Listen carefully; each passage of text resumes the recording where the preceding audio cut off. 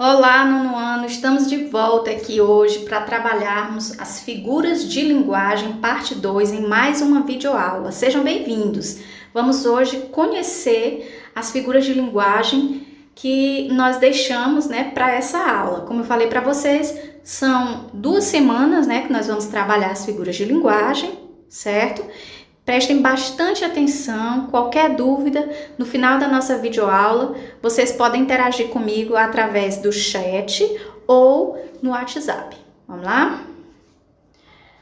Hoje nós vamos conhecer a metonímia, tá bom, gente? Embora o nome também seja um tanto desconhecido, mas é uma figura de linguagem bem simples. A metonímia ela é a transposição, ou seja, um tipo de substituição de significados, considerando parte pelo todo, autor pela obra, contingente pelo conteúdo, como por exemplo, beber um copo d'água, quando se bebe a água que está dentro do copo e não o copo, não é? A metonímia ela é bastante usada no nosso dia a dia, Nós costumamos substituir termos.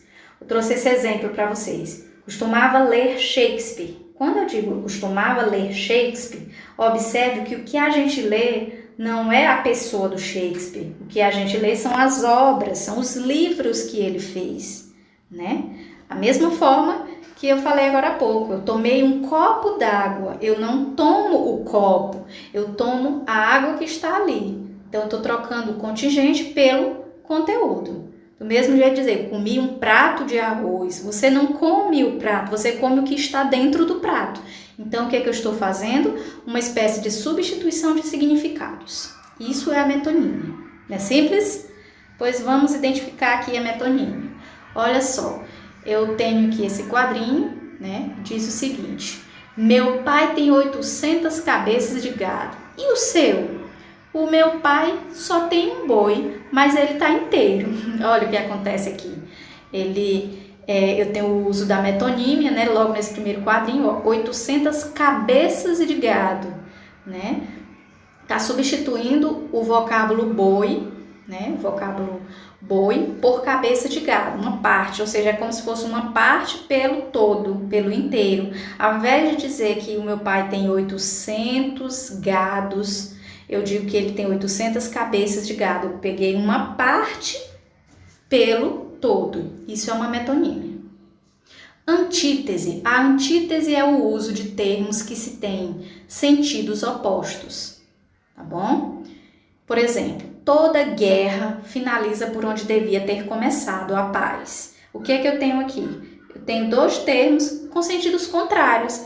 Guerra e paz. São 2 coisas opostas. Isso é a antítese. Vamos identificar a antítese aqui nesses quadrinhos. Sabe, Adão, tudo precisa de um contraponto. Para existir um positivo, tem de haver um negativo. Para existir o 1, tem que existir o -1. Sem o mal, como saberíamos o que é o bem? O que seria da paz sem a guerra? O que seria do John sem a Yoko? Nós temos aqui várias antíteses, pessoal? Vamos lá, vamos começar aqui. Eu tenho positivo e negativo, são 2 coisas contrárias. Eu tenho quem mais? Eu tenho o mal e tenho o bem. Eu tenho também quem? A paz e a guerra. Todos esses termos são termos contrários. É o que nós chamamos de antítese. Ok? O uso da antítese é expressa pelos termos que têm sentidos opostos, como já falei, Positivo, negativo, mal, bem, paz e guerra. Gradação. A gradação é uma outra figura de linguagem, ela é a apresentação de ideias que progridem no sentido crescente, um clímax, ou decrescente, ou seja, ou ela vai aumentando progressivamente, ou ela vai diminuindo, sentidos crescentes ou decrescente. Por exemplo, inicialmente calma, depois apenas controlada, até o ponto de total nervosismo. Nesse exemplo aqui, nós acompanhamos uma progressão da tranquilidade até chegar no nervosismo. Eu fui crescendo, Ela estava calma, foi modificando até o nervosismo. Isso é uma gradação. Vamos encontrar a gradação aqui nessa tirinha. Só lembro que a cegonha que me trouxe decolou de Orly às 17h22, hora de Paris, é claro, depois. Fizemos uma escala em Dakar, outra no Rio, onde trocaram uma pena que não estava boa, e finalmente ela me deixou aqui. Mas não me lembrei de perguntar para que ela me trouxe. Na tirinha o personagem ele foi explicando a ideia de uma forma crescente. Ele foi dizendo que ela levou uma hora ele lá para Paris, depois fez uma escala, depois trocaram a pena, aí deixou, depois não lembrou de perguntar por que ela trouxe. Então a ideia foi crescendo desde o início do primeiro quadrinho até o final. Eufemismo. O eufemismo ele é utilizado para suavizar um discurso. Por exemplo, entregou a alma a Deus. Quando eu digo que alguém entregou a alma a Deus, eu quero dizer que alguém morreu. Só que morrer é um termo forte. Então, para abrandar, para suavizar, eu usei esse termo de entregar a alma a Deus. Certo? Vamos procurar aqui o eufemismo nessa tirinha. Fofoqueira não, querida. Eu sou produtora de biografias orais não autorizadas.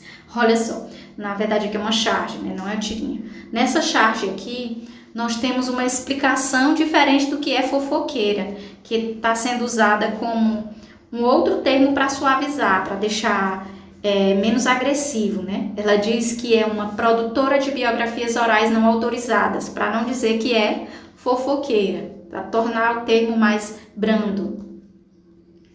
Assonância. Assonância, gente, é a repetição de sons vocálicos.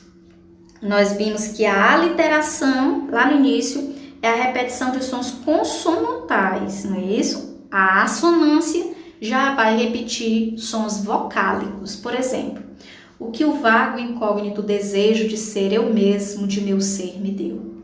Fernando Pessoa.